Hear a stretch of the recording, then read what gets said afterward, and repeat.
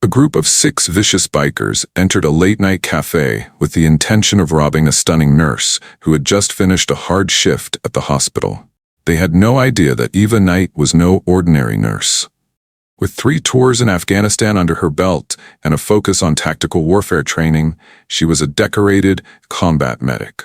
A night's worth of events would culminate in a crushing lesson about choosing the wrong target for the Viper's Den MC, and a revelation that would alter the course of events for its commander. The tale unfolds as a group of infamous motorcyclists cross paths with an unlucky nurse, and the bravery of a single lady has a ripple effect that changes a whole town. Please let us know from what location you are listening before we resume. Be sure to subscribe because I have something extra special in store for you tomorrow, so don't miss out if this story moves you. A lengthy shadow is formed across the almost deserted parking lot by the fluorescent lights of Sam's all-night eatery. While still dressed in her blue hospital scrubs, Eva Knight sat at the counter, her dark hair cascading freely down her shoulders, exhausted from a 16-hour shift in the trauma unit. Despite serving 3 missions as an Afghan combat medic, her fragile looks betrayed her resilience and will. Lily Carter sat onto the stool beside her best friend and colleague nurse, suggesting that they both go home and relax. Wow, today's trauma surgery was really rough. Eva cradled a hot mug of chamomile tea in her hands, allowing its soothing heat to ease her aching muscles. Of course I will.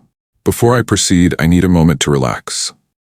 At this hour, the diner was filled with the typical mix of long-haul truckers and night shift workers, but it was strangely quiet. The young server, Rachel, who had abandoned a career in modeling for a life of simplicity, sauntered deftly from table to table, restocking coffee cups and collecting orders. That child today, Lily went on to say in a low voice. If that internal hemorrhage hadn't been detected at that moment. Eva said, "We all did our part." Even though she and the other person knew that the adolescent's life had been saved by her battlefield medical training. The diner's tranquil ambiance was disrupted by the faraway sound of motorbikes. 6 bikes, their chrome shining under the fluorescent lights, rode into the parking lot as the music intensified, reverberating off the buildings. The mounted warriors dismounted with an air of well-rehearsed menace, their leather vests bearing the insignia of a howling viper. With the coffee pot quivering ever so slightly in her palm, Rachel halted mid-step. Sam Henderson came out of the kitchen, his wrinkled face betraying his anxiety as he watched the motorcycles come. With his salt and pepper beard and icy eyes, the leader was clearly someone accustomed to imposing his will and gaining respect, as he was the first to shove through the entrance. He was the president of the Viper's Den MC, Viper, according to the insignia on his vest. His enforcer, the towering figure known as Grizzly, and 4 other members with a history of violence trailed behind him. No action was taken by Eva. She did not even turn around. As she used the mirror behind the counter to analyze the situation, her military training kicked in and her posture changed almost imperceptibly. The number of civilians and personnel is 8, and there are 6 dorms and 2 exits. Reassuringly, she continued to carry the tactical knife in her boot, a habit she had never broken since leaving the service. "Well, well," Viper said, his voice echoing through the restaurant. "It seems like we've located a peaceful area perfect for a midnight snack." Out in the open, the motorcyclists staked their claims. As Grizzly walked along, he accidentally knocked over a chair, sending a few customers flying. Blade, another member, pushed utensils on the floor as he walked, running his fingertips along the counter. "Are you gentlemen interested in anything I could get you?" Rachel inquired as her model's composure faltered a little under the intense scrutiny of the onlookers. His eyes were unaffected by Viper's grin. "No problem at all, my darling. First things first, what are you doing here, being such a beautiful person?" Eva put a soothing touch on Lily's arm as she clenched her grip on her companion. "No, not just yet. Just a moment." "I'm just doing my job," Rachel responded, stepping back. Reaper, who was Viper's right-hand guy, chuckled when asked if he could take your order. "You ought to be doing something far more exciting than selling coffee to truckers, honey, given your appearance." An old couple attempting to gather their belongings in the corner booth were interrupted as Phantom, the gang's silent member, moved to obstruct their way out. With a tone that was more intimidating than Viper's cockiness, he inquired about the departure date. Just ignore them. Gently yet firmly, the words eased the strain. Nobody shifted their gaze from Eva, who remained motionless at the counter. Without shifting her gaze, she sipped her tea once again. Viper drew nearer to her, his pupils constricting. "My sweetheart, what was that?" At this point, Eva pivoted to meet his gaze with composed assurance. Her graceful figure and beautiful face took Viper by surprise, but he soon got over it and looked intently at her scrubs. "I told them to be quiet," Eva said again. "Just give them a break and let them savor their meal." Cracking his knuckles, Grizzly drew nearer. "This tiny nurse seems to be quite courageous, boss." Viper leaned against the counter beside Eva and grinned. "Do you know the fate that befalls those who choose to remain oblivious in this town?" Eva's eyes remained closed as her lips curled into a subtle smile. "What becomes of those who misunderstand generosity for vulnerability?" Tension was building in the diner. Lily got to her feet, but Eva's gentle touch on her arm restrained her. Sam was about to grab the phone from behind the counter when Viper shot him a piercing look. Viper warned that you had a formidable opponent, his voice lowering to a menacing growl. "Someone should show you how to respect others." "The 3 tours I served in Afghanistan taught me the value of respect," Eva responded serenely. "What I learned was that there is a world of difference between actual fighters and pretend bikers. Like smoke, the words lingered in the atmosphere." Viper extended a hand, his gaze fixed on Eva as Grizzly menacingly advanced. "What about Afghanistan?" Wolverine's grin took on a menacing tint. "It appears like we have a true hero on our hands, guys." A piercing and hideous sound resounded as Blade grinned. "My darling, what were you up to over there?" "Who needs bandages?" Eva, the combat medic, stated plainly. "Among other things, providing care for battle casualties."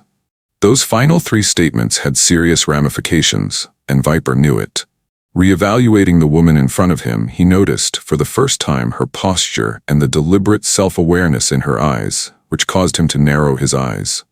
"Nurse, you're completely out of your depth here," Viper whispered. "This is no longer a playground." With deliberate care, Eva placed her tea on the table. "I agree with you. People come here to eat in tranquility, to take a break from their workdays and enjoy a meal with friends. Additionally, you are currently disrupting that tranquility." Once again drawing near, Grizzly demanded to know what would be done about it. At last, Eva rose to her feet, her motions calm and graceful. There was absolutely no fear on her face, even though she was towering above Grizzly's enormous stature. "I'm offering you an option," she said, her voice resonating through the empty restaurant. "We can all go about our lives when you leave and enjoy your evening somewhere else. Alternately, you can ramp up the difficulty and find out just what modern military doctors undergo in training." In response to Eva's composed authority, the Vipers then glanced at each other, their former self-assurance trembling just a little. For an instant, even Viper appeared uncertain, but he immediately covered it up with a scathing chuckle. "Hey, listen, guys," he yelled. "She believes she can defeat the fierce Viper, the young nurse." The vibe of the restaurant, though, had changed. A few moments earlier, the other customers had been cringing, but now they were sitting up straight. Sam's face became more stern as he retreated from the phone. With the unfaltering support of Eva, even Rachel stood taller. With a low, whispered tone reserved for Eva alone, Viper drew near. "My sweetheart, you are completely unprepared for this." Eva kept looking into his eyes. "I feel the same way." As he watched Eva's fixed stare, Viper's grin wavered for an instant. Like lightning just before a storm, the diner's tension crackled. As Grizzly advanced toward his boss, he shifted his weight, his enormous form enveloping the counter in shadow. "A combat medic? You really believe that?" Viper's voice had an ominous quality to it. "My darling, this is hardly a battle zone. This area belongs to us." With her body relaxed yet vigilant, Eva stayed still. "What is the territory? People come to this diner to eat, chat, and relax after working long hours. You and your team are the only ones turning it into a battlefield." Reaper advanced, the creak of his leather vest audible. "Allow me to demonstrate to this nurse what occurs when individuals fail to understand their role, boss." Viper stood up and ordered, "Stand down," while keeping his gaze fixed on Eva. "A respectful lesson is in order for our young hero here." Lily rose carefully to her feet, her voice unwavering even though her heart was pounding. Eva calmly answered, "Maybe we should." Bella assured her that it was all right. "Get the old couple to safety by assisting Rachel, would you? This is ridiculous, and the Jenkins couple shouldn't have to handle it at their anniversary meal." More than any obstacle, the way Eva calmly took charge without yelling or appearing scared the riders. From close to the entrance, the normally silent Phantom shouted up, "Something is off with this one, boss, the way she acts." Viper abruptly interrupted him with a pointed motion. "It makes no difference if she's Captain America. No one in our town treats us this way." "That place you call home?" A tinge of amusement was in Eva's voice. "I've worked 16-hour hours in the trauma unit, treated children and the elderly, and saved lives in this community for the past 4 years. So far, all you've accomplished is make people afraid to live their lives." A scalding cup of coffee splattered all over the counter after being knocked over by a blade. "Pay attention to her as she acts all superior simply because she was a nurse in the desert." 2 bronze stars, 3 purple hearts. Eva subtly interjected. "Nor did I pretend to be a nurse. Bullets ripped through our medical tent as I kept soldiers alive in the midst of intense fire. As mortars rained down all around us, I treated blast victims. In the past, I've been in a surgical emergency and used only a pen light and a pocket knife." As her comments resonated, the diners went silent. It appeared that even Viper had realized they were into something much more complex than just a random act of intimidation in the middle of the night. "You believe that metals render you immune to harm?" he rumbled, his voice carrying an air of doubt. Eva said no. "My training has made me competent, my experience has kept my wits about me, and my compassion has led me to offer you a final opportunity to leave before things go ugly." Grizzly roared with laughter. "That bad? There are 6 of us and you, my dear." Eva said that, in the absence of context, numerical values are meaningless. Like the adolescent who visited my emergency room earlier. He was considered a hopeless case due to his severe injuries and extensive internal bleeding. But the difference between life and death is knowing where to apply pressure, understanding the human anatomy, and having stable hands under pressure. The bikers picked up on the subtle warning in her remarks. When Viper realized she was talking about more than simply medical procedures, his expression turned gloomy. "Is the nurse threatening us?" With a quivering grip on the knife slung over his belt, he inquired. "Not aggressive, just a heads up. Some veterans of war speak proudly about their service, while others prefer to remain silent since they feel no need to prove themselves. Determine my identity." Away from the growing tension, Lily and Rachel had assisted the elderly couple in making their way to the kitchen. With one hand on the baseball bat he kept on hand for emergencies, Sam stood behind the counter. A flash of lightning caused Reaper to seize a number of sugar packets, which he then hurled in Eva's direction. Her reflexes were sharp from years of martial training, though, so she was already in motion. She gracefully avoided the attention without changing her demeanor. Her voice barely above a whisper, she noted how foolish that was. "Somebody has to clean up the mess you just made." At last, Viper lost his cool. "Let us go forward. Show our hero what true fear looks like, Grizzly." With a wide grin on his face, Grizzly advanced, his large hands tightly clenched. Eva spoke up once more, this time with an authoritative tone that rendered him speechless. "This is before you make a mistake you'll come to regret. Last month, Officer Thompson's daughter suffered a terrible asthma attack. I am the one who saved her life. You should know that. In the time after, Ryan became a trusted buddy.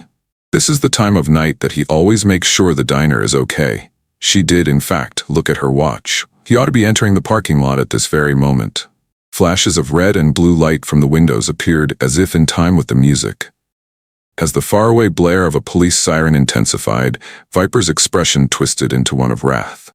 He unleashed a vicious sneer. Eva voiced her disapproval. "No. You would be surprised at how well I know this town. The individuals are already familiar to me.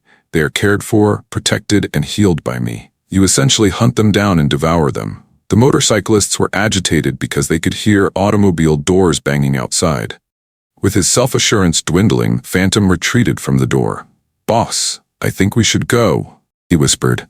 This heat is unnecessary. However, Viper's pride was wounded in front of his men, and he was now too invested. As he approached Eva, he whispered something ominous. "Nurse, this is far from over. Quite the opposite." Eva kept looking into his eyes. "I agree with you. Nothing is finalized just yet. I will be back in my emergency room tomorrow, serving patients and saving lives. Unfortunately, you won't be able to stop attempting to persuade yourself that respect is synonymous with terror." Detective Ryan Cole strode into the diner as the door swung open, his hand nonchalantly resting on his holstered firearm. When he caught sight of Eva, his gaze swiftly scanned the area, blending professional evaluation with personal worry. He said, "Good evening, everyone," his casual tone betraying his intense stare. "Are we all right here?" Viper paused, torn between the truth of his predicament and his thirst for vengeance. At last, he took a step back and signaled to his crew. "We were just about to leave," he declared, his gaze fixed on Eva the whole time. "That's correct, dudes." After initially showing a lot of courage, the other bikers now nodded and cautiously backed away. As they proceeded past Officer Thompson, Viper made a final U-turn. He attempted to seem menacing as he wished the nurse a good night. The response from Eva was composed and level-headed. "So be careful. Every time. Remember, Viper, that I took an oath to assist everyone, even those who do not deserve it, the next time you or your crew want medical assistance. That is our distinction." After the sound of the motorbikes died off, Officer Thompson turned to Eva. "Are you all right?" he inquired, his tone a blend of genuine care and objective evaluation. "Just wanted to let you know that I'm doing okay, Ryan," Eva responded, her shoulders finally relaxing. "All they wanted to do was scare everyone, which is something I've dealt with before."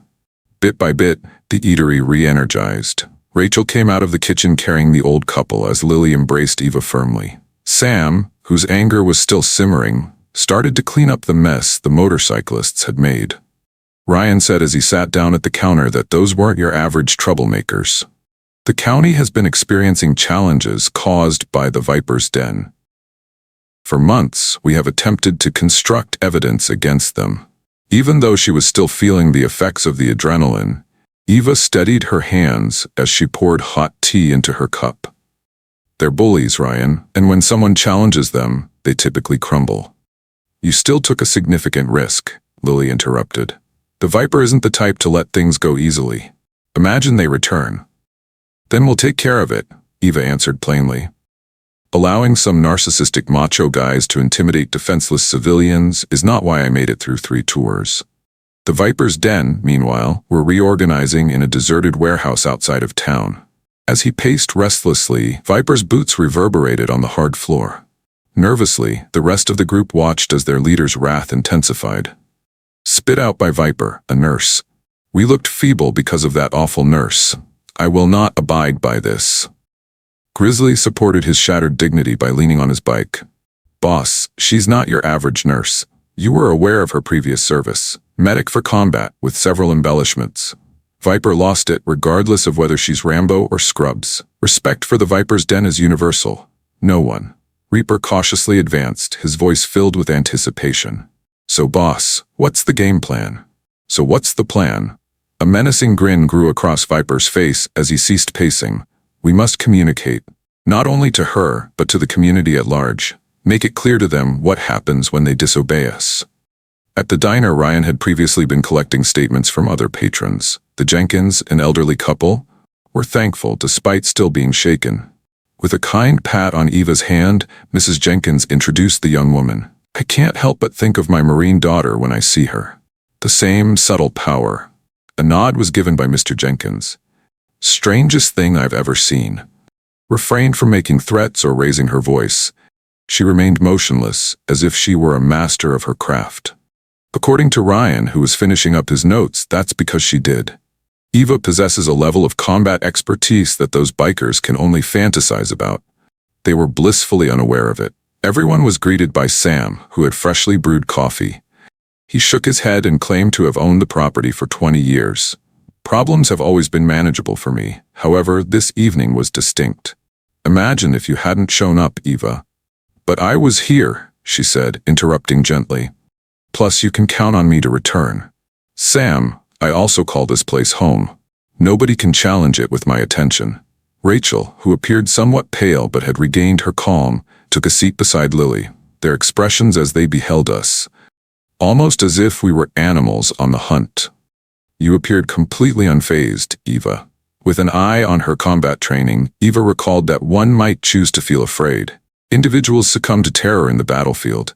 You figure out how to direct it, how to make it work for you rather than against you. After hearing a crackle on the radio, Ryan took a step back to answer. He seemed downcast upon his return. A station like that existed. Multiple incidences in 3 different counties have all pointed to the Viper's Den. Harassment, violence, coercion. Nothing has ever stuck because we have never had adequate proof. So far, Lily expressed optimism. With a nod, Ryan seemed to agree. Possibly yes. However, Eva, exercise caution. These individuals do not adhere to any regulations. Wolves are known to harbor resentment and animosity. The memory of her experiences in Afghanistan brought back a familiar face to Eva's response. Gentlemen enjoy it because they are accustomed to having others back down. Their entire worldview crumbles when someone challenges them. The night has been much calmer outside. The majority of the regulars had departed, leaving merely the employees and a few of devoted regulars. Before coming back, Ryan swept the parking lot once again. According to him, I would have patrols monitor the area. It might be beneficial for you to relax for a bit, Eva. Take a breath and relax. She objected by shaking her head. It won't happen that way, Ryan. Patients at the hospital are counting on me throughout my shifts. Stay out of my way. Hands were pinched by Lily and her companion. Let me take you home this evening at least. There must be some benefit to being in a group, doesn't there? The phone at the restaurant rang before Eva could answer. Sam took the call, his expression turning gloomy as he listened. He waited a second before giving Eva the phone. It's for you, he said stealthily. With her premonition, Eva accepted the receiver. False politeness oozed out of Viper's voice. He merely wanted to ensure that you returned home safely, nurse. The world is full of peril. Someone who isn't aware of their position on the food chain can be in for a world of hurt. Eva's tone was unwavering. Do you truly mean that, Viper? Just so I can see that you can locate a phone number? That was disappointing. Then there was silence. When Viper's tone hardened, it was noticeable. On display for all to see, you publicly shamed us. People don't fare well when that happens. When asked to clarify, Eva's voice adopted the same tone she had in battle. Combat medics can teach you a lot if you or your gang ever go near this cafe again and try to intimidate or threaten the people that work there. People aren't the only ones we help. Everything about the human body is known to us, including its inner workings, weak spots, and potential failure modes. Consider that. Prior to his response, she abruptly ended the call and glanced up to see that everyone was staring at her. In awe, Ryan shook his head. Do you truly never give an inch? I can't, Eva stated plainly. When you begin to capitulate, they seize the opportunity. Plus, I wouldn't risk my life in a combat zone to allow domestic bullies to triumph. Eva felt that this was only the start as she grabbed her belongings to depart. This wouldn't be tolerated by Viper. That was never his style. It was not a matter of whether he would exact revenge, but rather when and how. She would be prepared the moment he did. Despite what had happened the night before, Eva was just as attentive when she reported for her shift at St. Helena Medical Center the following morning. With a worried expression on his face, Dr. Alan Graves hurried up to her as the emergency room was already crowded. He claimed to have heard about what transpired at Sam's and stepped in to stand by her side. In our community, news spreads like wildfire. Are you all right? Eva said, I'm fine, while walking with her hair tied back. Going to the diner for yet another night. Dr. Graves cautioned that the Viper's Den are more than simply another gang of miscreants. No one in the press has been held accountable for the 3 individuals admitted to our emergency room last month. The emergency exits blew open before Eva had a chance to react. A young man, his face covered in blood and bruises, was brought in on a stretcher by paramedics. Quickly, Lily, who was already on duty, stepped in to lend a hand. What is our inventory? Eva inquired, immediately assuming an air of serious professionalism. Paramedics discovered a battered man in his mid-20s behind the Rusty Raven. Several bruises, maybe internal bleeding. Before he passed out, he made a comment about wolves. As they started tending to the patient, Eva and Lily exchanged knowing glances. It couldn't have been a coincidence. The timing was spot on. Viper, meanwhile, was entertaining his inner group at the Viper's Den warehouse across town. An improvised table was covered with maps and photographs, some of which showed Eva going into and out of the hospital. Reaper said that most of the time she works the night shift. In the past, she has ended her shift by dropping by Sam's. Resides alone in the apartment building situated just off Ashford Lane. With a clenched jaw, Viper analyzed the images. Officer Thompson, did you know that he checks on the diner how often? According to Phantom, regular patrols occur every couple of hours. On a more regular basis as of last night. Multiple officers are keeping tabs on him as well. Grizzly hissed that they were attempting to encircle us. Bring out our frailty. With a forceful blow, Viper pounded the table. We won't back down, and the residents of this town will learn the hard way why the Viper's Den are so feared. The patient had been stabilized when Eva and Lily returned to the hospital. It was obvious from the young man's wounds what had happened. Violence with a message in mind. Softly, Lily said as they revised the charts. 3 fractured ribs. They intentionally hurt him defensively so he would feel pain. They were hoping to locate him, Eva clarified. This is Viper's reaction to what happened last night, displaying the consequences for those who defy authority. As they reviewed the patient's images, Dr. Graves joined them. I seriously doubt he will cooperate when the police arrive to take his statement. Anxiety is a strong driver. It takes bravery, as Eva remarked, and the determination of a single individual to make a difference. As the day went on, the normal mix of regular cases and medical emergencies continued, but a sense of unease lingered. The altercation at Sam's had gone viral, and Eva could sense that people were staring at her as she made her way through the halls of the hospital. Lily was discovered in the staff lounge during her break, her hands shaking as she clutched a coffee cup. Lily stated without qualification that someone had spray-painted wolves on her car. Red paint, resembling blood. Overnight, the security camera suddenly ceased functioning. At her friend's side, Eva took a seat. Bella, I apologize. I am responsible for this. No, Lily said with an even louder voice. They are to blame for this. Just because they believe that being afraid gives them authority. Last night, however, you demonstrated to everyone something else entirely. Their pagers went off at the same time, cutting them off. Yet another crisis was on the horizon. They discovered 2 additional casualties, with injuries identical to their morning patient as they hurried to the emergency room. Upon his arrival to take statements, Ryan Cole stated that this is only the start. Viper is expanding his influence and demonstrating his ability to harm individuals associated with the hospital, including you. In spite of her rushing thoughts, Eva handled her new victims quickly and efficiently. Viper was clearly rattled since he was escalating at a higher rate than she had anticipated. Men of his caliber are incapable of dealing with challenges to their power.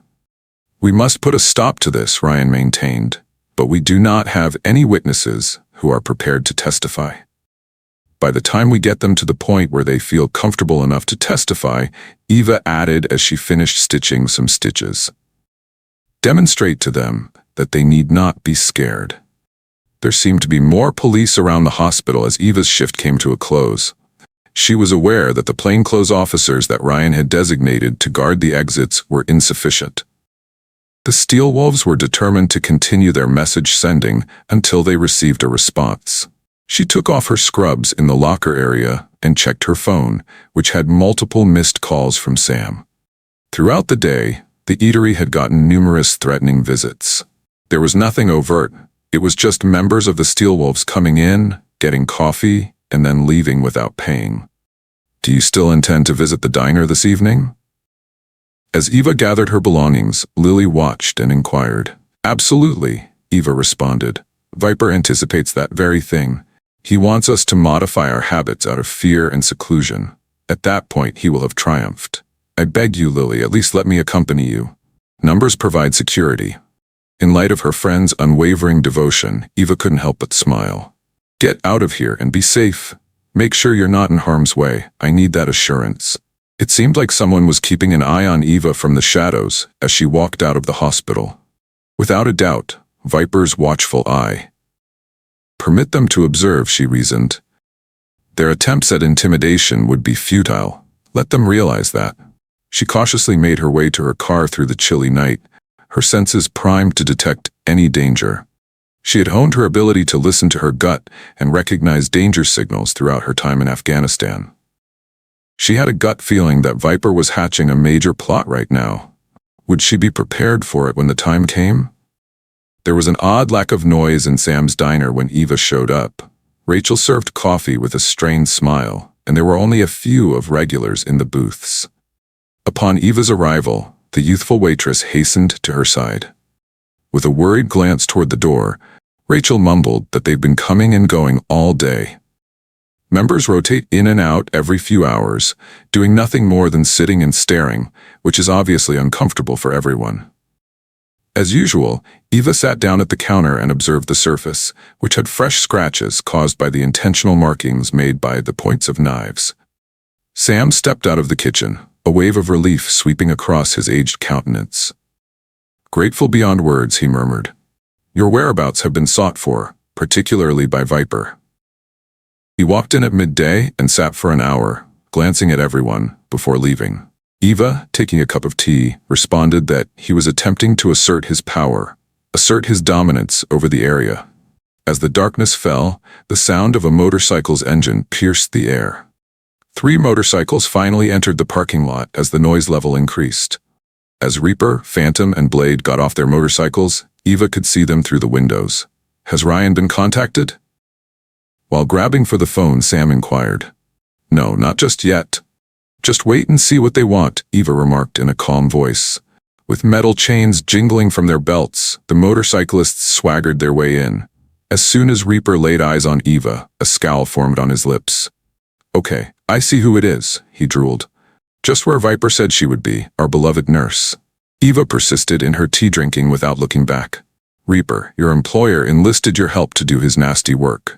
He should not be acting in such a leading capacity. Blade and Phantom squared off, with Phantom taking up one side of the diner and Blade taking up the other, encircling the remaining patrons. Standing awkwardly near Eva, Reaper made his way to the counter. According to Reaper, whose voice had lowered to a frightening whisper, boss simply wanted us to convey a message. Okay, so tell me about last night. It was merely a practice run. Here we will demonstrate the consequences of someone truly angering us, through the use of threats against individuals who are not guilty? At last, Eva shifted her gaze to meet his. That's not power, Reaper. It's heartless. Reaper turned a deeper shade of brown. He snatched Eva's arm out of nowhere. However, she acted at the speed of light, preventing his fingers from tightening. She swiftly clamped his palm down on the counter, pressing down on certain areas that caused him to scream in agony. She whispered a fascinating information about combat medics while keeping the grasp. We are well versed in the human body and its myriad pain receptors, pressure points, and clusters of nerves, as well as their precise locations and methods of relief. The sound of Eva's voice halted Phantom and Blade as they began to advance. Proceed with caution when deciding what to do next. Here, your pal just has 3 seconds before unpleasant messages are sent to his brain by these nerve endings. As perspiration beaded on his brow, Reaper's complexion had turned white. Relax, relax. How are you going to act now? As if addressing a disruptive patient, Eva asked in a soothing tone. Reaper nervously nodded. After Eva let go of him, he staggered backward while holding onto his hand. With a mix of shock and newfound wariness, the other motorcyclists observed. At this point, Eva rose slowly, her steps deliberate. You can politely remind Viper that he should personally deliver any messages he wishes to convey. All it does is confirm what everyone already knows. These intimidation games are pointless. His control is slipping. Blade viciously hissed as he advanced. Do you not hear what I'm saying? Dead. No. Eva's words resounded loud and clear throughout the eatery. Yes, I am still alive. I made it through 3 tours of a combat zone. You wouldn't believe the wounds I've healed. As mortars went out all around me, I was performing surgery. You really believe that I will be frightened by your threats? Blade retreated a step involuntarily as she approached. Want to know what it's like to be truly afraid? As bullets whiz by overhead, you hold the life of a soldier in your hands. The difference between life and death is in the split-second judgments that one must make. It's quite demanding. Is this it? Around the diner she made motions. Despondent males attempting to project an image of strength. Each motorcyclist gave the other a wary look. Everything was falling apart. In an effort to alleviate the persistent discomfort, Reaper persisted in flexing his hand. While speaking for the first time, Phantom cautioned that Viper would not let this fall. According to Eva, she is relying on it. The truth will sink in for him eventually. Fear is effective only when its targets give in to it. A long time ago, I also quit being terrified. Outside, lights flashed red and blue at that very moment. The patrol vehicle belonging to Ryan Cole was one of 3 that rolled into the parking lot. Eva stated calmly that that would serve as her backup. You should probably get out of here before Officer Thompson pulls your license plates. From what I've heard, there are a number of outstanding warrants. With their former bluster replaced by barely veiled rage, the motorcyclists withdrew. While they got on their bikes, Reaper whirled around to face one final danger. Word will go out to Viper about this. Remind him of what I said about him delivering messages personally when he does. Sophia interrupted, when he does. I will be available at the same time tomorrow night. He is well aware of my whereabouts if he wishes to resolve this matter. Riding into the darkness, the Viper's den were propelled by motorcycles that screamed to life. Inside, the last of the patrons erupted in jubilation. As Rachel dabbed at her eyes, a deep breath escaped Joe. With his hand comfortably resting on his holstered firearm, Ryan entered the diner. Is this place all right? Just for the time being, Eva said, getting back to her tea. Then what about tomorrow night? Viper will personally show up tomorrow night. Then, we will witness the true nature of the Viper's den.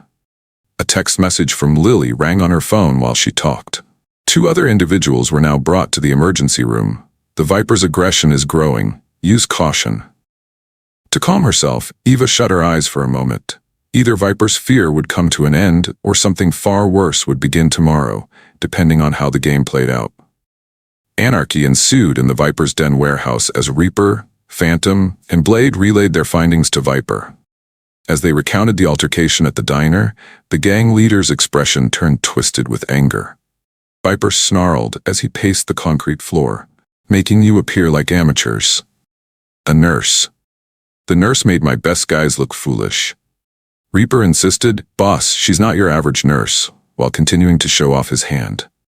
The way she walked, her knowledge of nerves and pressure points, we've never seen anything like her training. As he stepped out of the shadows, Grizzly's enormous stature obstructed the faint illumination. We proceeded to strike her where her training was irrelevant. Numerical data. Terrible power. A menacing grin grew across Viper's face as he ceased pacing. What? She wants me to go to her instead? Okay, but I want to do things in my own way. Gather everyone inside. What happens when someone challenges the Viper's den will be shown to this town tomorrow night. Eva carried out her shift at St. Helena Medical, located across town, with a heightened state of consciousness. It seemed as if Viper was sending a message with each new patient, and each damage was a warning. Lily had remained by her friend's side throughout the night, her rising concern evident in her eyes. While attending to a patient, Lily mentioned the text message she had sent.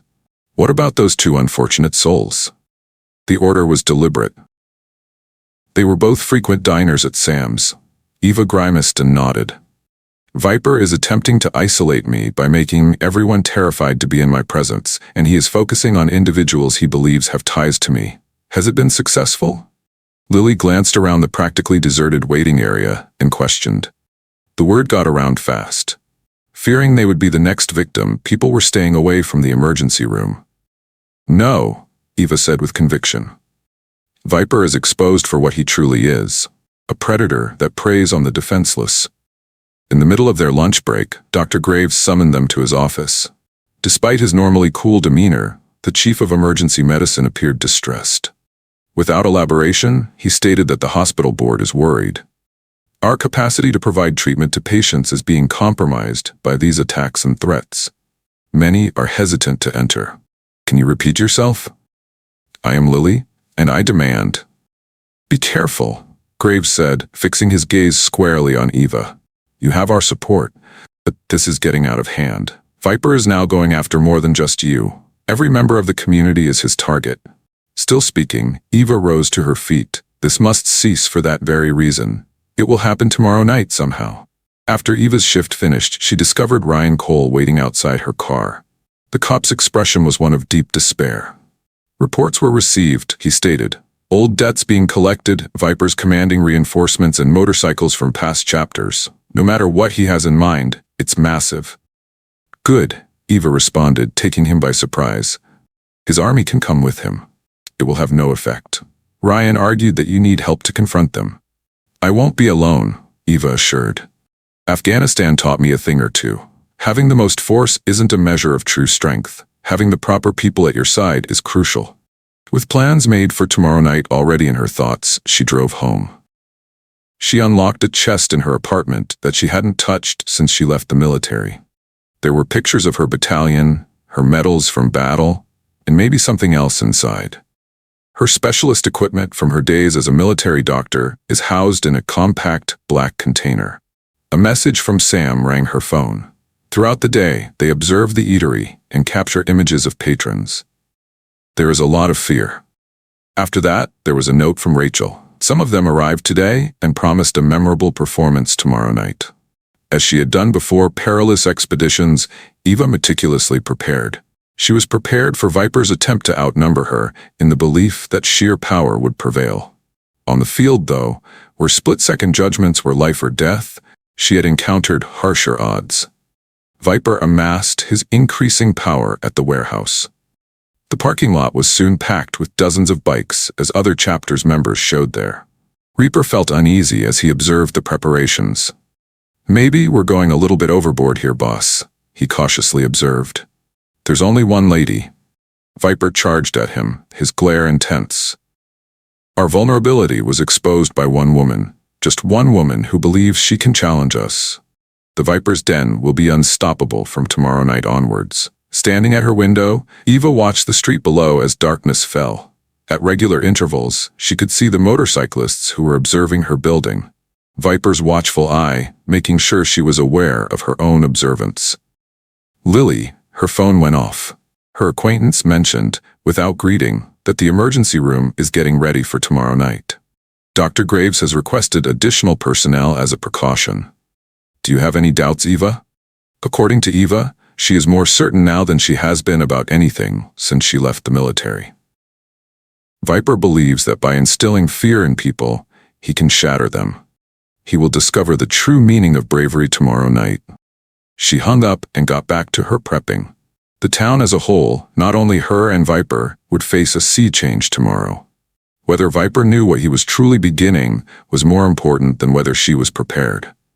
Eva had no intention of allowing bullies to prevail at home after enduring 3 trips. The Viper's Den would find out tomorrow night why combat medics were both revered and feared in any battlefield. A strange stillness descended over the evening of the following day. Sam's diner loomed like a fortress as night fell, its neon lights painting the virtually deserted parking lot in a kaleidoscope of shadows. Sam and Rachel were inside, getting ready for a night they would never forget.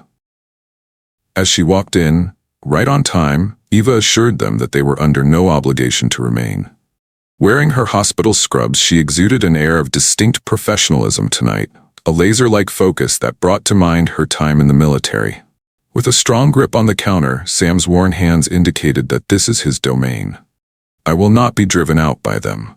While pouring coffee, Rachel's hands quavered a little, but she still nodded.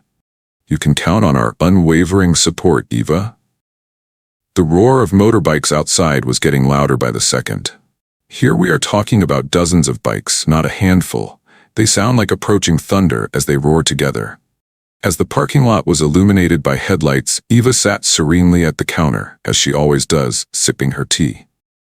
Voicemail from Ryan Cole crackled across her phone. By my calculation, there are 30 bikes. All of Viper's acquaintances have been summoned. My officers are prepared, but... Eva cut in. Remain in your places until I give the signal. This concludes tonight in whatever way. In a staged demonstration of aggression, the motorcyclists dismounted and encircled the eatery. Viper took the lead, his leather vest splattered with patches representing other chapters' alliances. Phantom and Blade trailed closely after, while Grizzly and Reaper formed a right angle to him. Inquiring about the large number of soldiers they had brought, Eva exclaimed as they got in, "For just one nurse? I feel honored." As he looked around the practically deserted restaurant, Viper's grin was icy. "Listen up, champion. Your beloved community, where have all your supporters disappeared to? The Viper's Den are too formidable for them to face head-on." Or perhaps, Eva responded with a level head, "They're precisely where they should be." Over on the other side of the street, headlights suddenly turned on. Suddenly, vehicles that had been lurking in the shadows materialized. People in their cars, including delivery drivers, healthcare workers, and regulars at the eatery. They were demonstrating their lack of fear, despite Viper's attempts to scare them. A shadow fell over Viper's face. "What? You believe that a few of civilian vehicles frighten us?" "Yes," Eva rose slowly. "It seems like you're already petrified. For that reason, you should have brought an army. For the simple reason that you know, in your heart, that you need help." With a crack of his knuckles, Grizzly advanced. "Let us go forward. What happens when we demonstrate to this nurse? What time is it?" Eva walked in. "Is that the message you want to convey when it takes 30 males to muster the courage to confront a single woman?"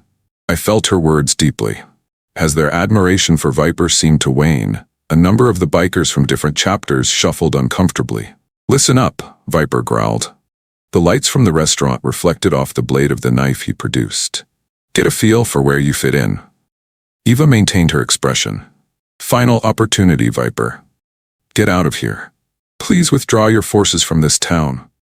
Viper made no response and instead swung forward, cutting through the air with his blade. However, Eva was already in motion, her reflexes refined from years of fighting. With surgical accuracy, she redirected his arm, hitting a clump of nerves that caused his fingers to twitch. With a clatter, the knife fell to the ground. What a jumble! Viper staggered back, his hand trembling with numbness. Eva taught in a gentle manner how to manipulate pressure points, among the initial lessons taught to military medics. Curious about what more we find out? Eva gracefully dove to her side as Grizzly rushed forward. The place between his ribs where her elbow landed drove him crashing to his knees in gasps. "Points of vulnerability in the body," she went on, her voice unwavering. "The human body's every weak spot, along with solutions to those weaknesses and ways to take advantage of them." Eva exhibited a measured and exacting demeanor as Reaper and Blade advanced to flank her. Neither crazy punches nor flashy kicks were thrown by her. Her every move was strategic, aimed at dropping her assailants with pinpoint accuracy and minimum effort. She spoke to the onlookers among the motorcyclists in a combat zone. Instead of relying on force, you should prioritize efficiency. Every action must be significant. Everything you do must have a reason. In escalating rage, Viper beheld as Eva methodically annihilated his top fighters. With their self-assurance eroded, the other motorcyclists retreated. "Why are you hesitating?" Viper gave them a yell. "Rescue her." However, Sam advanced with shotgun in hand before anybody could do action. As a baseball bat was pulled out by Rachel, the assembled community members could be made out to their vehicles through the windows. "What sets us apart, Viper?" Eva whispered. "You manage by instilling terror. Respect is the foundation of my leadership style. You have a way of enticing others to follow you. These folks," she signaled for the oncoming throng. "It's their decision to be here." Viper peered around, seeing his lead dwindle. Bikers from different chapters were already making their way to the exit, clearly not interested in getting involved in this altercation. He spat out, "You're dead." "Ouch. Do you not hear what I am saying? Going forward from tonight, you're gonna—" "No," Eva interrupted him. "Your dread will end after tonight.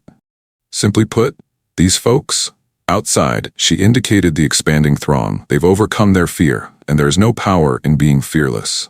As he saw his carefully crafted image of power disintegrate, Viper's face twisted in anger. With Eva's unfaltering self-assurance and the community's united front, more and more motorcyclists were fleeing, their allegiance fading. "In your opinion, does this have any impact?" He retrieved a second blade from his boot and growled angrily.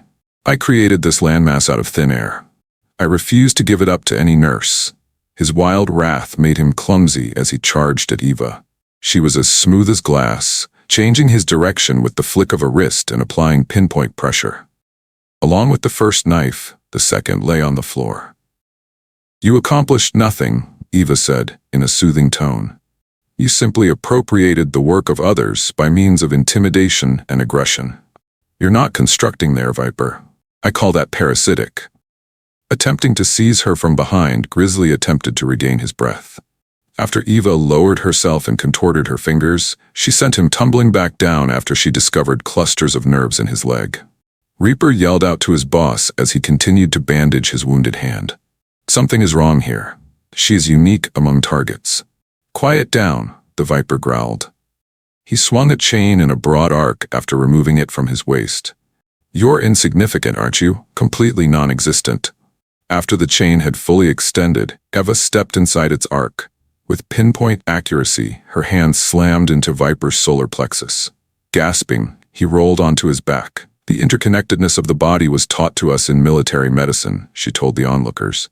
"Critical organs, pressure points, and clusters of nerves are all interconnected parts of a much larger system. When you master that system, you'll know just how much pressure to apply." She proved it by gently pressing a spot on Viper's neck, which caused him to collapse to his knees and let the chain slip from his paralyzed fingers. "You see, I might cause major harm," she went on to say. "However, my purpose here is different. On the first place, I am a healer. Helping people, not hurting them, is my job." A larger number of community members had assembled, as seen from the windows. Standing united, the regular customers, late-shift truckers, and scrub-wearing hospital personnel showed Viper that his terror was ended. "This is your final opportunity," Eva whispered to him. "Quit arguing. You can take what little respect you have left with you and go. We won't stop you if you do." Seeing his allies fall apart, Viper quickly glanced around. As if they wanted to avoid this kind of shame, the motorcyclists from other chapters were already getting their bikes started. They had replaced their dread of him with something new, respect for someone stronger, and even his core members were pulling away. As he growled, his voice betrayed his lack of confidence. "You have no idea what you're getting into." Eva told him he was wrong. "It's coming to a close. Viper, your time has come to an end." These individuals have lost all fear. With multiple deputies trailing after him, Officer Thompson waited for that exact moment to enter. "This is intriguing, I must say. There have been allegations of criminal threats, attempted assault, and disturbing the peace. Am I to continue?" Viper's complexion turned white as he came to terms with how completely outwitted he had been. Besides physically beating him, Eva had also planned his downfall. "This is far from ended." He made one final effort, but his words were meaningless even to himself. "In fact, it is," Ryan said as he withdrew the shackles. "Now we have witnesses, many witnesses, who are prepared to testify regarding the actions of the Viper's Den. Tonight, your terror-inspiring reign comes to an end." Viper and his core group were left to face the repercussions of their conduct as the remaining motorcyclists dispersed as the police began taking statements. As their dread dissipated, the people of the community outside started flooding inside the eatery, united and stronger than before. Sam shook his head in disbelief as he approached Eva. Nothing like that has ever been seen before. The command, the manner in which she moved. According to Eva, combat medicine goes beyond simply bandaging wounds. It's all about having a thorough grasp of the human anatomy, regardless of strength or weakness. In a tight embrace, Lily squeezed beyond the throng and embraced her pal. People are returning to the emergency room now that they realize they need not be afraid. Rachel beamed through her emotions as she held on to her baseball bat. Standing united is more powerful than any enemy, as you all learned tonight. While being led away in handcuffs, Viper paused by Eva's side. "You believe this proclaims your heroism?" He gargled. "A person like you will now be easy prey. What transpired here will not sit well with certain people." Eva looked up at him serenely. "They will subsequently gain the same insight that you did. Power isn't about intimidating others, Viper. It's about refusing to be intimidated." Viper was led out of the restaurant to a resounding round of applause. That wasn't the end, though, as Eva knew. What happened tonight would have repercussions, and those repercussions would require attention. But she knew that they would tackle whatever she faced as a united community surrounded her. For the reason that something strong had been proven tonight. That genuine change may occur when victims of bullying refuse to be silenced or intimidated. Nothing had been resolved as of yet, and the night had only just begun. However, the rule of the Steelwolves came to an end, not because of overwhelming military might, but because of the bravery of a single lady who dared not give in a society that derived its power from standing together. In the wake of Viper's arrest, Sam's Diner became a makeshift gathering place for the neighborhood. Hospital staff assessed patients and took statements as police officers processed the scene. Eva kept her composure and helped out where she could, her background as a war medic merging in perfectly with her natural nursing intuition. While she was bandaging Grizzly's wrist, Ryan informed her about the multiple arrest warrants. She still couldn't turn a blind eye to someone requiring emergency medical assistance. Viper will be gone for quite some time. Just need witnesses who are willing to testify, and the DA has been preparing a case for months. As Eva fastened the bandage, she said that sometimes individuals only need to see that standing up is feasible. As if in a state of defeat, Grizzly shrank from looking into her eyes. In a state of bewilderment and terror, Reaper saw her labor as he awaited his own transportation to prison. "How come you're assisting us?"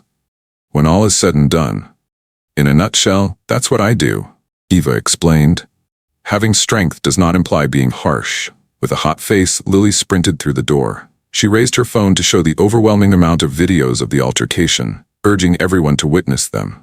You can't escape it. Many have come forward with personal accounts of their experiences with the Viper's den. As if a dam were to burst. But in the midst of all the revelry, Eva saw Phantom standing aside. There was an air of intrigue about his customary quiet. She cautiously made her way to him. "Have you something to say?" With a quick glance around, Phantom murmured something. "There are other chapters. Viper has ties and larger groups. This will not be tolerated." Could that be a warning or a threat? As Eva studied his features, she questioned. "As a caution," Phantom responded. "The impact of your actions tonight extends well beyond our chapter. The Viper's Den are well known. They simply will not tolerate anyone questioning that and then leaving." Outside, chaos broke out just as Eva was about to reply. Tears streaming down a young woman's face, she stormed inside the diner. "I really need your assistance. The other bikers are harming my brother." Eva acted swiftly, outpacing everyone else. 3 motorcyclists who had previously escaped were now delivering what they perceived as a severe lesson in the parking lot's poor light. Curled on the ground was their victim, a young man who was just out of his teens. "That's enough," Eva said, her voice resonating through the darkness. As they pivoted, the motorcyclists' expressions shifted between familiarity and animosity. "This isn't about you, nurse. I'm only trying to convey a point about loyalty," one snapped. "Go 3 for 1. "That's not a message," Eva responded as she drew nearer. "It's heartless." Joined forces, they attacked her, hoping that in the face of Viper's failure, numbers would ultimately triumph. They made a mistake. Like in battle, Eva wasted no movement and moved efficiently and precisely. All 3 of them were prostrated on the floor in an instant, their bodies betraying them in ways they couldn't fathom. As she assisted the young guy to his feet, she described pressure sites and bunches of nerves. If you know where to hit, the human body is shockingly susceptible. "All right, let's go ahead and check you out now." Ryan drew her aside in the diner while she attended to the young man's wounds. Heard back from the transmitter. Chapters of Steel Viper are already planning emergency gatherings. This is creating quite a commotion. "Good," Eva responded, taking him by surprise. "They are welcome. The same lesson should be learned by every bully. People give in to fear when they let it." Sam wrung his hands as he walked up. "Perhaps you would benefit from a break. Stay hidden till everything calms down." Yes, Eva's tone was authoritative. They urge people to run and change their life because they are afraid. In a combat zone, I would never do it. I will not do it in this place. Further patrons started trickling into the eatery, as if to drive home her argument. People were coming out of their houses and taking back their community places after hearing about Viper's arrest. Besides, Eva went on, seeing the restaurant come alive once more. This has expanded beyond my own interests. Take a look around. These folks have gotten brave. They will not relinquish that without a fight. Lily walked over to join them, her phone ringing nonstop. Call came from the hospital board. Among their goals is the establishment of a mechanism to aid intimidation victims and the introduction of new security measures. Something has been initiated by you, Eva. Eva kindly pointed out that everyone did. All of those who rose to their feet this evening and would not turn a blind eye are integral to this. Still, Phantom's warning lingered in Eva's mind as she observed the festivities. What happened tonight will affect more than just their little community. The Viper's Den were just one link in a much bigger web. A text message arrived at her phone from an unidentified sender. Some formidable foes have emerged on your path. I hope you're prepared for what's to come. Without replying, Eva erased the note. In Afghanistan, she had dealt with more dangerous foes and faced greater odds. With the same unwavering will that had propelled her through 3 tours of duty, she was prepared to confront whatever lay ahead. Even though this was a major win, the night was still very much in its early stages. It had been worthwhile, Eva thought, as she saw the diner's spirits lift and their conversations become more open. The most monumental shifts in perspective can be sparked by seemingly insignificant acts of bravery, such as a nurse standing firm in a late-night cafe. As Eva concluded her initial shift following the altercation at Sam's, dawn broke over St. Helena Medical Center. As word of the tragedy quickly spread, her usual nursing rounds took on a whole new dynamic. Some of her co-workers appeared awkward around her, while patients eyed her with a mixture of wonder and interest. During their break, Lily mentioned that 3 additional chapters of Viper's Den had contacted the police. They're upset. It seems that there is a man named Reaper who is higher up in their organization. Without changing her demeanor, Eva persisted in studying the patient charts. They are attempting to instill dread by manipulating perceptions. This strategy is often used. Eva, Lily insisted, this isn't Afghanistan. These individuals, they seem to know everyone. Warfare, narcotics, and protection ring businesses. Dr. Graves hastily entered the break room, his expression somber, before Eva had a chance to reply. Numerous victims are exhibiting symptoms of gang-related violence, and we are experiencing an influx of trauma cases. As life-saving ambulances rolled into the emergency room, calm mayhem ensued. A total of 4 patrons of Sam's Diner were brutally assaulted. Everyone understood. The vengeance of the Viper's Den had started. Outside my residence, they were waiting. One of the victims gasped as Eva treated him. This, she explained, is the result of going up against the wrong crowd. Ryan Cole was attending to his personal crisis at the police station across town. There was a noticeable pattern of intimidation sweeping through the town, with reports of vandalism, threats, and businesses being vandalized. He informed Eva that everything is well coordinated when she phoned to inquire. These actions are not haphazard. This whole incident happened yesterday night, and now someone is attempting to reverse it. The point is, they want to demonstrate that a single triumph does not alter the outcome, Eva responded steadily. Even now, that dread governs. An urgent board meeting was convened by the hospital. They voiced their worries to Eva, who remained dressed in her scrubs. While we appreciate your good intentions, the chairman said, the current position is quite precarious. Patients are hesitant to come in because we've been receiving threats. Eva respectfully cut patients off. They were already terrified. This town was already under the fear of the Viper's Den.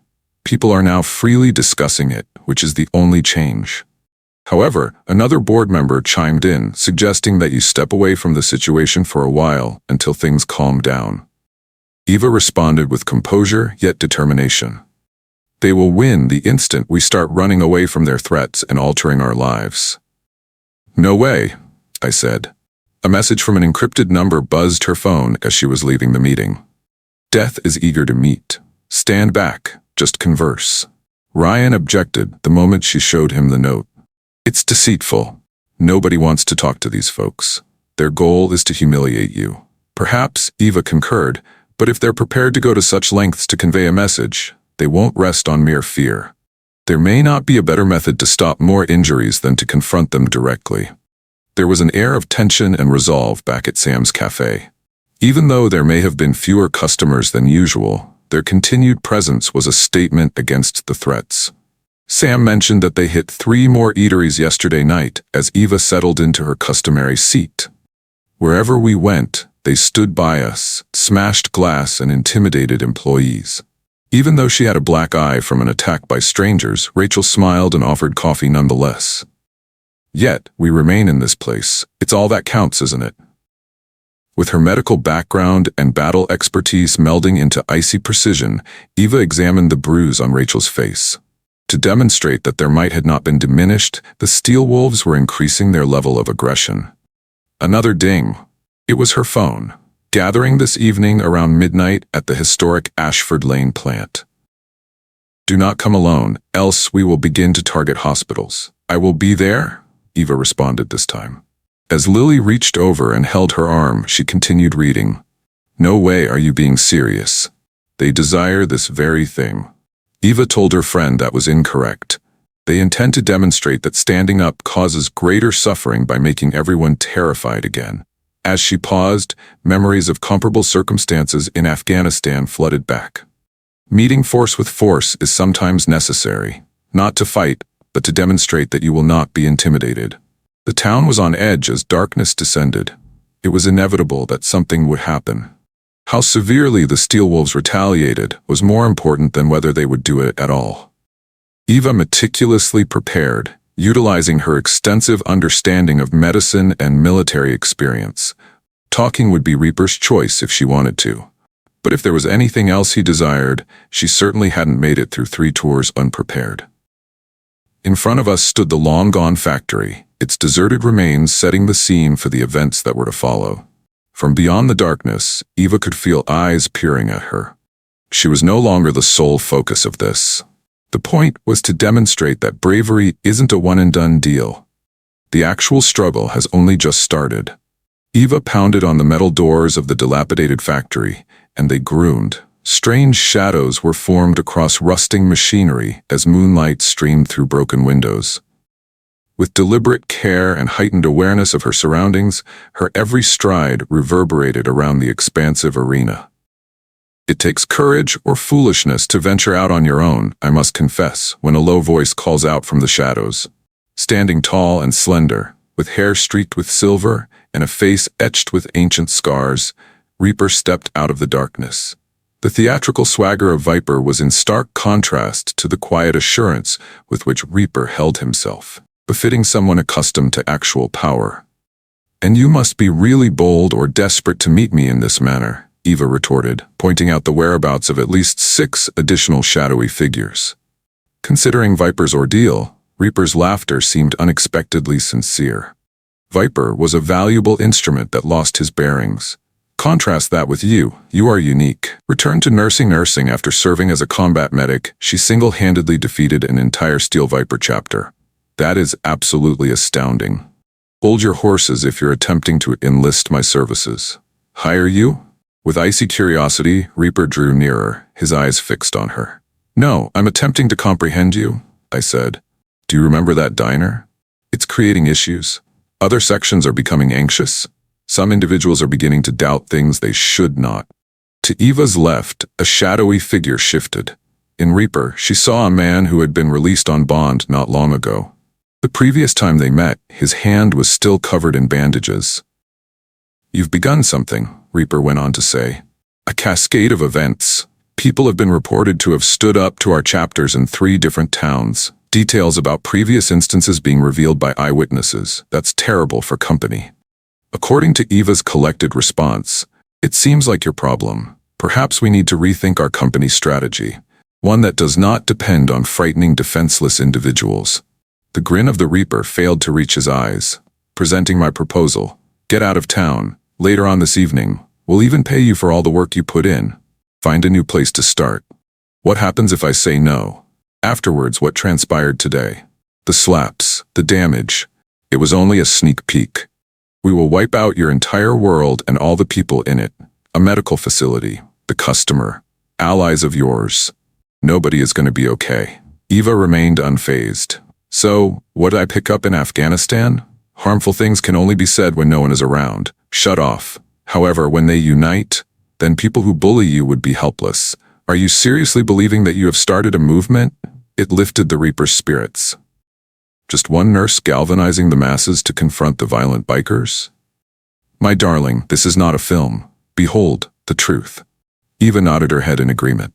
Behold, the truth.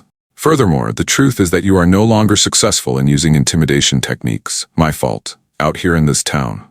Observing the tension in Reaper's men, she moved closer to him. Curious about my other combat-related insights?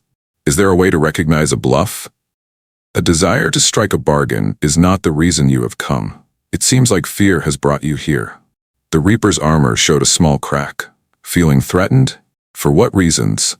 When one feels they are losing command. Each individual who takes a stand, whoever comes forward as a witness, they're opening people's eyes to the possibility. And when the terror subsides, your entire kingdom falls apart, an abrupt change, advancing with one of Reaper's soldiers. However, Eva was prepared. With a deft maneuver, she managed to bring him to his knees by applying pressure to specific areas. Incredulous, the man let out a gasp.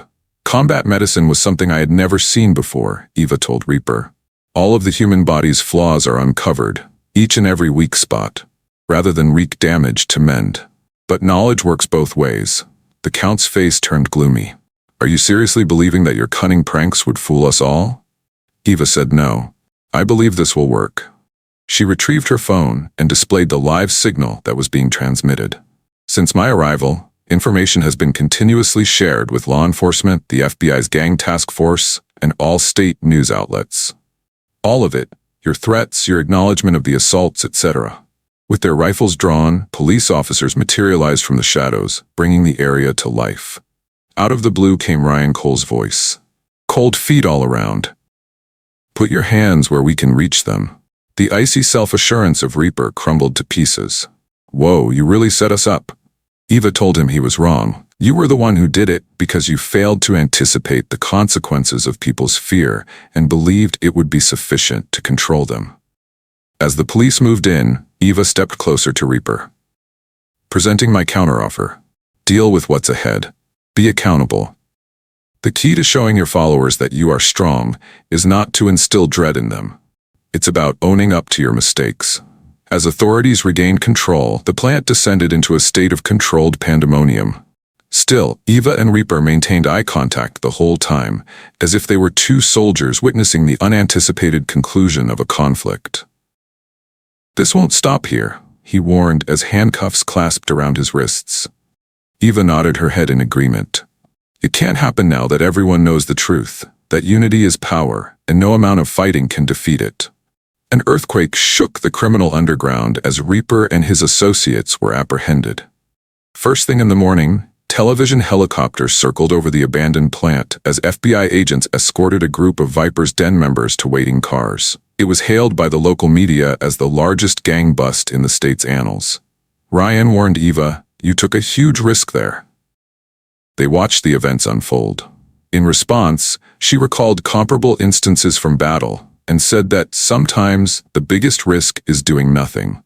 If the wire hadn't worked, if backup hadn't been in position, fear triumphing. Lily hurried up, still wearing her night shift scrubs. The health center is humming. Dr. Graves says people are already coming back to the ER saying they feel safe again, and you won't believe what else happened. Eva was shown social media feeds that were bursting with similar stories from other communities as she pulled out her phone. Individuals liberating their communities from the grip of local gangs by speaking out and providing proof, ending the vicious cycle of fear and intimidation. Lily went on to say that it's like a domino effect. People were inspired by your stand at the diner. The energy level was through the roof at Sam's. Not only were the arrests celebrated, but so was something more profound, the rediscovery of a sense of community, and the result was a jam-packed restaurant. Rachel gracefully transitioned between tables, her black eye serving as a symbol of her resilience instead of a victim's mark. Sam exclaimed, "Look what someone put up," as he gestured toward a hand-painted banner hanging from the front window. Home of the bravest nurse in town. The attention made Eva feel embarrassed, so she shook her head. "Remove that, Sam. Nobody is being singled out here. An old woman's voice, though, intervened. Mrs. Jenkins, the woman from the first confrontation, stood from her booth. It's about all of us, but sometimes individuals need someone to show them what's possible. A bustle at the entrance caught everyone's attention. Phantom stepped in, dressed casually rather than in his trademark leather vest. When he got close to Eva, the whole restaurant went quiet. "They're all talking," he said without preamble. "Any one of them, Reaper, etc. Through the years, criminal networks have been set up. Everything's coming out." "Why are you telling me this?" Eva asked, studying his face. "Because you were right," Phantom replied, "about fear, about strength. Some of us, we joined hoping for belonging, for respect. Somewhere along the way, we forgot the difference between respect and fear." Before Eva could respond, her phone buzzed with a message from Dr. Graves. "Emergency in the hospital. Need you here now." At St. Helena Medical, she found not an emergency, but an impromptu gathering. There was a strong showing of support from hospital staff, former patients, and members of the community. Dr. Graves stood at the center, beaming. "The board just voted unanimously," he declared. "We're establishing a new community outreach program. Self-defense classes for medical staff, support services for victims of intimidation, coordination with law enforcement, and they want you to run it, Eva." She was about to speak out when Lily interrupted her. "Before you say no, think about what it means. You can help other communities do what we did here. Show them how to stand up, how to unify." New information kept trickling out throughout the day. More Viper's Den chapters dissolving as members turned themselves in. Other gangs in nearby towns facing unprecedented resistance from newly empowered communities. Local businesses removing the protection money from their books. "It's like seeing dominoes fall," Ryan commented during a late afternoon report. "Every time one person stands up, it inspires others." A deluge of individuals are coming forward to the DA's office, revealing evidence that they had concealed for years. Eva settled into her customary spot at Sam's counter as the sun began to set. The revelry had subsided, but the air was still thick with potential. Rachel, who was slipping a teacup across the counter, informed her that people are praising her. "I'm not a hero," Eva replied. "I'm just a guy who recalled from his time in the military the importance of unity over force as a means to overcome fear." A message from an unknown number rang her phone for the final time that day. "Thank you for showing us another way, former Viper." Looking around the diner, at the faces of people no longer afraid, Eva realized something profound. The battle hadn't just been about stopping the Viper's Den. It had been about reminding individuals of their own power, their own courage. And there was a victory that would remain long after the headlines faded. The biggest conference room at St. Helena Medical was filled to the brim 2 weeks following Reaper's arrest. Medical staff, law enforcement, and community leaders from 3 states had assembled for the first session of what the media was calling the Storm Protocol, named for the nurse who started it all. Eva stood at the stage, still uncomfortable with the attention, but realizing the importance of the moment. What happened at Sam's Diner wasn't about one person standing up to bullies, she began. A community's strength was the central theme. She integrated her knowledge of combat medicine with tactics for effective self-defense and community organizing in the curriculum she had created. But more importantly, it taught people how to unite against intimidation. "The first lesson I learned in combat," she continued, "was that no one survives alone. The same principle applies here. Individual courage is important, but community solidarity is unbeatable." Lily beams with pride as she watches from the audience. Besides her sat Phantom, now known by his real name, David Chen, who had become an unexpected ally. Helping other communities recognize and combat intimidation tactics, his intimate understanding of gang operations was priceless. "The Steel Wolves relied on isolation," Phantom explained when it was his turn to speak. "We'd target individuals, make examples of them.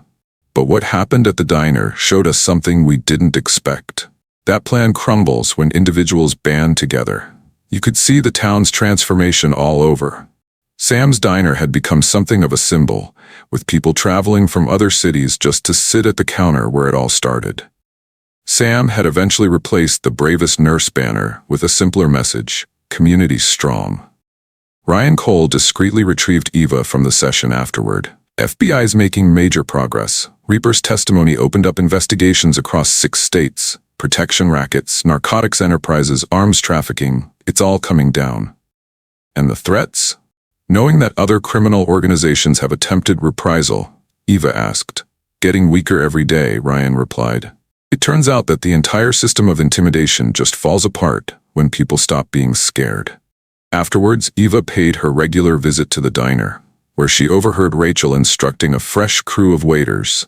Her demonstration of easy-to-learn self-defense techniques captivated the young women. Everyone thought I was insane, Rachel admits, returning to work with a black eye. But you showed us that standing our ground doesn't mean we have to stand alone. The diner had changed too. Photos covered one wall, snapshots of community members who'd stood together that night, mixed with news clippings about similar stands in other towns. Sam called it the Courage Wall. Got another letter for you, Sam replied, pushing an envelope across the counter. This one's from a nurse in Seattle. Says your tale motivated their hospital to create their own program. Upon opening the letter, Eva read accounts of other communities that had overcome adversity. It was occurring everywhere. The power of dread depends on the individual's willingness to let it work. A message from Lily had buzzed her phone. The emergency room is now very different. Remember how folks used to be terrified to come in at night? Now they know we've got their backs. The hospital board wholeheartedly approved of the modifications. Dr. Graves had built new security protocols, but more crucially, he'd created support networks for staff and patients alike. Everyone understood. Not only were guards present, but the community as a whole worked together to keep everyone safe. Observing the town she had played a part in transforming as darkness descended, Eva settled into her customary spot by the window. The streets were filled with individuals unafraid to be out after dark. Businesses kept open later. There was no longer the palpable sense of dread that had pervaded the situation. Penny for your thoughts?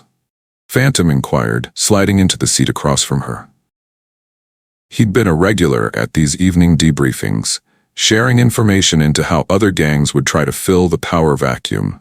Eva responded that she was merely considering Afghanistan.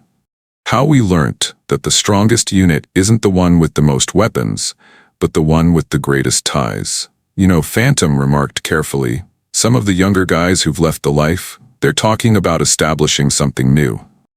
A writers' club centered on community service, defending people instead of harming them. Eva grinned. That is an incredible metamorphosis from Viper's Den to Angels of Protection. It's been about that, hasn't it? With a gesture, Phantom showed the bustling restaurant-goers that there is an alternate route. As if to emphasize his point, a group of former Viper's Den members entered, not in leather vests, but wearing t-shirts with their new group's logo, a shield with a motorcycle wheel. After giving Eva a polite nod, they sat down at the counter. The transformation wasn't just in appearances.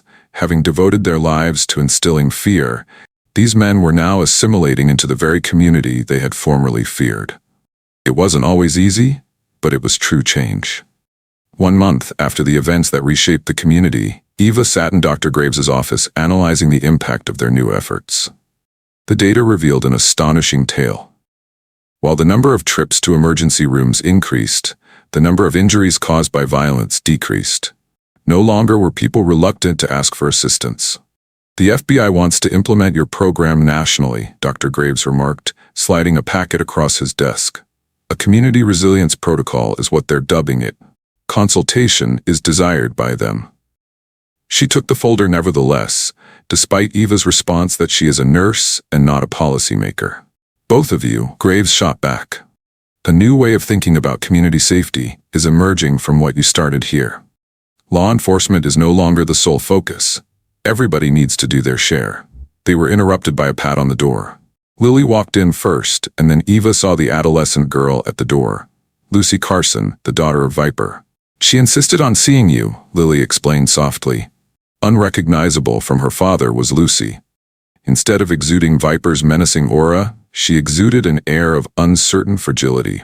She told Eva, I wanted to thank you for stopping him and for taking care of me in the ER last month. Eva understood. Eva signaled for Lucy to take a seat. How are you holding up? Better. Lucy managed a faint smile. Mom's got a job at the supermarket now, without Dad's protection money eating up everything. It turns out that we're not so bad. Additionally, individuals no longer stare at us with dread. Later that evening, Sam's Diner hosted a different kind of gathering. The recently formed Guardian Angels, who had previously been members of the Viper's Den, but had decided to go in a different direction, were meeting with prominent members of the community to plan their strategy for maintaining peace. "We know these streets," Phantom explained to the group. "We are familiar with the inner workings of gangs. With this newfound information, we can stop others from stepping in to fill the gap." As she always did, Eva observed the reformed bikers' interactions with the very neighborhood they had terrorized. It wasn't flawless, trust had to be gained, but it was progress. Ryan Cole joined her, coffee in hand. Received the final tally from the FBI task force. 37 chapters of the Viper's Den disbanded nationwide, with over 200 members turning state's evidence. There have been 53 arrests as a result of Reaper's testimony alone, and the retaliation attempts getting weaker every day. Micah grinned. "Turns out, other gangs are having problems recruiting. Nobody really wants to be a part of a team that's not winning." Rachel approached their table, no longer showing any indications of her previous injuries. She had established herself as a leader in her own right, arranging for service workers all over town to participate in self-defense classes. "You should see the new girls," she added happily. "They are learning to stand united as well as to defend themselves." Last night, one of them merely needed to call for assistance to thwart an attempted robbery. Suddenly, every single person in the establishment sprang to their feet. Eva's phone buzzed with a message from the hospital. The establishment of a program was a challenge for another community. The requests were coming in every day now. Towns and cities across the country wanting to learn how to replicate what had happened here. She pondered that she had never imagined that a few pressure point moves performed in a diner would cause such a scene. According to Phantom, who joined their table, it wasn't the moves. It was showing folks they had a choice. Fear or unity, separation or fellowship. Once they saw it was possible. He trailed off when a bunch of youngsters entered the diner. Lucy was there too, giggling with her pals. That was unimaginable when she was the daughter of the notorious gang boss. "That's the real change," Lily observed. "The mending of the community is just as important as stopping the evil guys. Isn't that what you always said in the ER? Treatment isn't just about fixing the injury, it's about helping the whole person recover." Eva watched the crowded diner, noticing how people from all walks of life now shared the space without fear. Mixing with the business owners they had extorted in the past, the ex-wolves mingled. Off-duty police officers sat with repentant gang members, arranging community projects. As Sam refilled their cups, he mentioned the best part. It's not just about standing up to gangs anymore. People are looking out for each other in all sorts of ways. "Yesterday I saw Mrs. Jenkins giving Lucy math tutoring. The hospital was able to open a free clinic in the former industrial neighborhood last week with the assistance of those guardian angels. The transformation extended beyond just safety. It was about repairing connections, restoring the fabric of community that fear had torn apart." As darkness fell, Eva stepped outside for a moment of peaceful reflection. The street was alive with activity. Couples walking hand in hand, youngsters on bikes, seniors enjoying the evening air. No one hurried along in terror anymore. Her phone buzzed again, another town needing support, another community eager to stand together. A unique celebration was held at Sam's Diner 3 months following the fateful night. The Courage Wall has grown to include stories and photographs from throughout the country, communities motivated to stand up, to come together, to end the cycle of fear. Eva sat at her normal position, watching the mixed crowd that suddenly filled the diner. Lucy Carson was helping Rachel serve clients, wearing a waitress uniform with pride. Under Phantom's direction, the Guardian Angels had established themselves as a neighborhood staple, with their bikes serving as a sign of solidarity rather than fear. "Do you recall the beginning of this?" Lily questioned, sliding onto the stool alongside her companion. One nurse refused to back down. Eva grinned as she recalled that it was never about just one person. It was all about demonstrating the power of possibility when fear is overcome. Similar changes have taken place at the hospital. Medical facilities all throughout the nation were looking up to Dr. Graves's community outreach program as an example. Once a terrifying after-hours hangout, the emergency department has become a beacon of hope for the neighborhood. Everything came full circle when Ryan Cole showed up with the news. Viper and Reaper's testimony was important in the downfall of 3 significant criminal groups, according to recent news from the FBI. What you started is still continuing, like a domino effect. Hospital employees, previous patients, and community leaders were all piling up as the door chimed with each new arrival, all in anticipation of the big announcement that will be made that evening. Sam got atop a chair and started yelling for someone's attention. His voice was heavy with emotion as he started 3 months ago. It became out that this diner was more than just a restaurant. What occurs when people unite became a symbol of that. Our engagement will be solemnized tonight. A new sign reading Sam's Community Diner, where bravery and kindness meet, was unveiled by him above the counter. Eva saw something more profound in the expressions of the onlookers as they clapped. Confidence, a sense of belonging, and pride in a society where fear was no longer an issue. Speaking from his experience as a community liaison bridging the gap between law enforcement and former gang members, Phantom offered his unique viewpoint. The true miracle, you know? Not only did we defeat the Viper's den, but we also demonstrated that there is always an alternate solution. Lucy, who had grown out of her shyness, made her way to Eva's seat. "My dad wrote to me from prison," she whispered. "He has changed, now that he is trying to make apologies and accepts responsibility. According to him, witnessing your ability to heal people, in spite of everything, made him understand the meaning of true strength." As night struck, the festivities carried on, but it wasn't all about reminiscing about previous triumphs. Support groups for families impacted by gang violence, youth mentorship programs, community gardens, and other projects were discussed. It seemed as if the metamorphosis had gone its own way. That evening, Eva's phone rang one final time. It was a message from an unidentified number. "You learned to rescue people while under enemy fire in Afghanistan. You showed us here how to rescue our town. You have shown us that standing together is more effective than any fear we might have had separately." Something deep struck Eva as she surveyed the restaurant scene. Lucy on her journey, Phantom guiding his guardian angels toward redemption, Sam smiling proudly, Lily being an unfaltering friend, Ryan serving with dedication, Rachel's confidence restored, and so on. What started as a tale of a single nurse confronting motorcyclists had expanded into something far larger. It wasn't merely about resisting coercion. The focus was on mending not only physical wounds, but also the social bonds that bind people together. Combat medicine has a saying, you know? She didn't address anyone specifically. The objective goes beyond merely halting the bleeding. Its purpose is to facilitate the patient's full recovery. Liveliness, chatter, and mirth filled the eatery. People bravely asserting their right to belong to this community filled the street outside.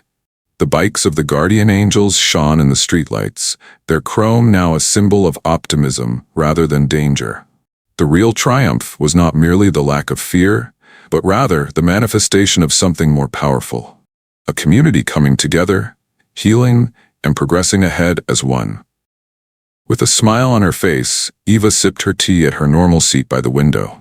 The greatest significant victories aren't often achieved by violence or aggression, but rather through the indomitable spirit of a united front, empathy, and the willingness to remain firm in the face of adversity.